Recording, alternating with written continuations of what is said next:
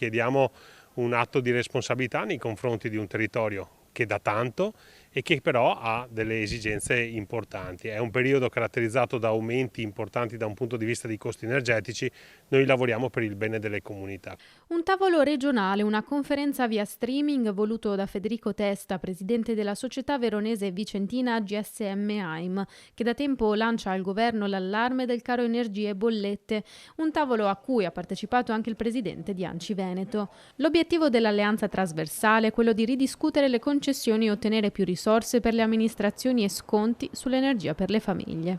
Trattare con Enel da questo punto di vista significa migliorare la qualità della vita e soprattutto abbassare le tariffe per i nostri cittadini. Chiedere maggiore autonomia da un punto di vista energetico per i comuni italiani significa andare incontro alle esigenze delle famiglie, delle aziende, delle associazioni, perché il patrimonio naturalistico che abbiamo in Veneto, che passa nella gestione in mano a Enel, non deve essere così a titolo gratuito, ma chiediamo che ci venga riconosciuto una parte importante per il nostro territorio che tanto dà in questo ambito. Dal punto di vista governativo, infatti, si va verso la proroga ad Enel dei diritti sulle fonti energetiche territoriali. Quindi noi come territori chiediamo una sorta di autonomia regionale, nel senso che sederci attorno a un tavolo con Enel per discutere insieme quelli che sono i costi e soprattutto quanto può essere lasciato nel territorio. Tutto ciò che verrà lasciato nel territorio verrà poi scontato nelle bollette energetiche per i nostri cittadini.